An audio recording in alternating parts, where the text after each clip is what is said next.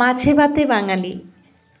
আর এই শীতে বাঙালির ধোয়া ওঠা গরম ভাতের সঙ্গে যদি থাকে মাছের ভর্তা, তাহলে তো আর কোনো কথাই নেই, তাই না?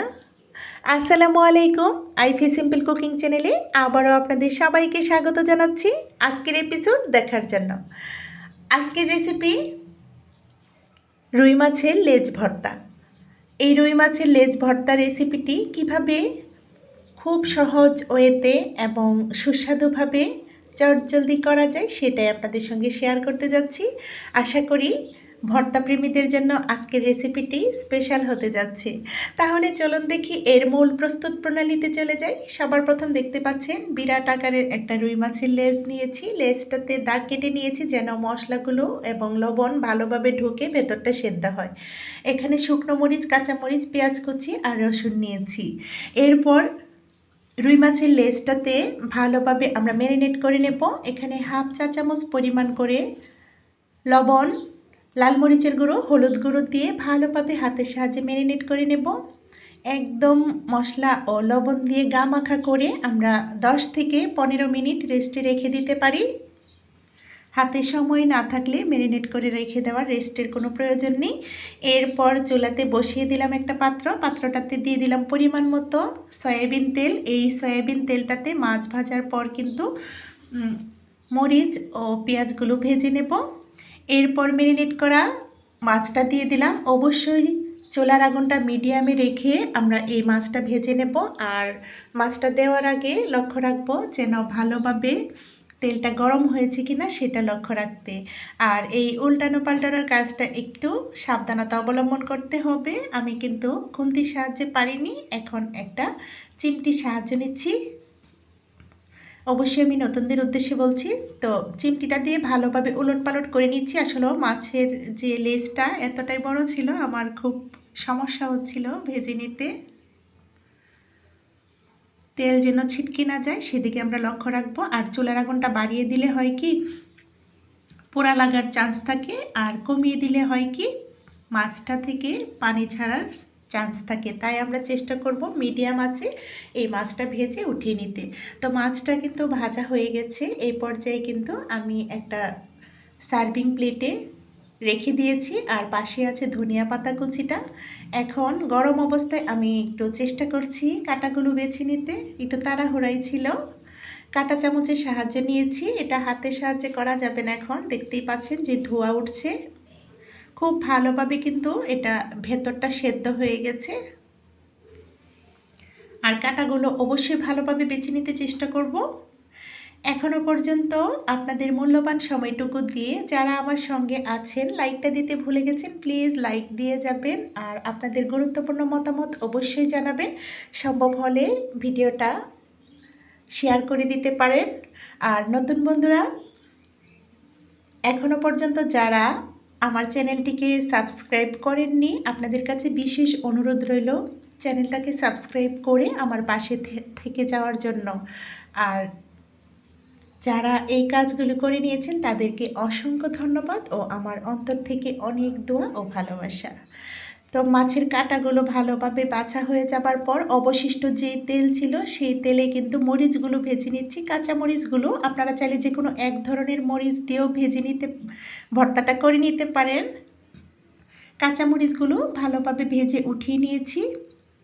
এখন দিয়ে দিলাম শুকনো মরিচগুলো। শুকনো মরিচগুলো একটু পরে দিতে চেষ্টা করব, কারণ ড্যাম যেন না হয়ে যায়। শুকনো মরিচ ভাজার সময় আমরা চেষ্টা করব 1 চিমটি লবণ ছিটা দিতে। লবণ ছিটা দিলে হয় কি মরিচগুলো মুচমুচে হয়। আমি সবসময় চেষ্টা করি আমার রেসিপিতে টিপস সহকারে ভালোভাবে বুঝিয়ে দেওয়ার। জানি না আপনারা কতটুকু বুঝতে পারে। তো মরিচগুলো কিন্তু ভাজা হয়ে গেছে। এই পর্যায়ে কিন্তু মরিচগুলো উঠিয়ে নিয়েছি চিমটিটার সাহায্যে। অনেকগুলো মরিচ ছিল, কারণ মাছটা কিন্তু অনেক বড় ছিল, আর মরিচগুলোতে একটু ঝাল কম ছিল। ঝালটা আপনারা আপনাদের পছন্দ মতো ব্যবহার করতে পারেন। এই পর্যায়ে কিন্তু মরিচগুলো উঠিয়ে নেওয়ার পর অবশিষ্ট তেলে আবারও রসুনের কোয়াগুলো দিয়ে দিয়েছি। এখানে 8 থেকে 10টা রসুনের কোয়া নিয়েছি, মিডিয়াম সাইজের রসুনগুলো ছিল। আর এক ফাঁকে কিন্তু আমি শুকনো মরিচের ডাঁটাগুলো ফেলে দিয়েছি। আমরা চেষ্টা করব ডাঁটা সমেত ভেজে নিতে, তাহলে মুচমুচে হয়। এরপর রসুনগুলো উঠিয়ে নিয়ে অবশিষ্ট তেলে সবশেষে কিন্তু পেঁয়াজগুলো ভেজে উঠিয়ে নিচ্ছি। এখন এরই ফাঁকে কিন্তু একটু স্বাদ মতো লবণ দিয়ে শুকনো মরিচগুলো সবার আগে আমরা একটু ভেঙে নেব। হাতের সাহায্যে করে নিচ্ছি, আপনারা চাইলে বাটনার সাহায্যে করে নিতে পারেন, তবে ভর্তা কিন্তু হাতের সাহায্যে করলে বেশি টেস্টি হয়। মরিচ যখন আমরা চটকাবো তখন কিন্তু একটু লবণ দিয়ে চটকাতে চেষ্টা করব, তাহলে কিন্তু মিহি হওয়ার চান্স থাকে সহজেই। শুকনো মরিচগুলো চটকানো হয়ে যাবার পর এখন কাঁচা মরিচগুলোও কিন্তু চটকিয়ে নিচ্ছি, দেখতে পাচ্ছেন। এরপর এখানে রসুনের কোয়াগুলোও কিন্তু একদম ভালোভাবে সেদ্ধ হয়েছে, একদম চটকিয়ে নিয়েছি। মরিচের সঙ্গে রসুনের সঙ্গে রসুন মরিচের সঙ্গে পেঁয়াজগুলো ভালোভাবে মিশিয়ে নিয়ে তারপর যে কাটা ছাড়ানো রুই মাছের লেজটুকু ভালোভাবে সমস্ত উপকরণগুলো মেখে নিচ্ছি হাতের সাহায্যে। আর সবশেষে কিন্তু ধনিয়া পাতাটা কাটা ছিল সেটাও কিন্তু মিশিয়ে নিয়েছি। একদম সবার শেষে দিয়ে দিলাম এখানে আদা কুচি। অবশ্যই মাছ ভর্তাতে একটু চিকন করে আদা কুচি দিতে চেষ্টা করবেন। আদা কুচিটা দিলে ভর্তার স্বাদটা অসাধারণ হয়। তো ভর্তাটা মাখানো হয়ে গেছে, আপনারা চাইলে কিন্তু এই পর্যায়ে সরিষার তেল দিতে পারেন। তো আমি তেলটা ব্যবহার করছি না, কারণ এখানে পর্যাপ্ত পরিমাণ তেল ছিল সেই জন্যই। আর আপনারা চাইলে কিন্তু শুরুতেই সরিষার তেল দিয়ে মাছটা ভেজে নিতে পারেন, তাহলে ভর্তার টেস্টটা আরও দ্বিগুণ বেড়ে যাবে। তো আলহামদুলিল্লাহ, রুই মাছের লেজ ভর্তার রেসিপিটা হয়ে গেছে। এই পর্যায়ে আমি সার্ভ করে দেখিয়ে দিচ্ছি।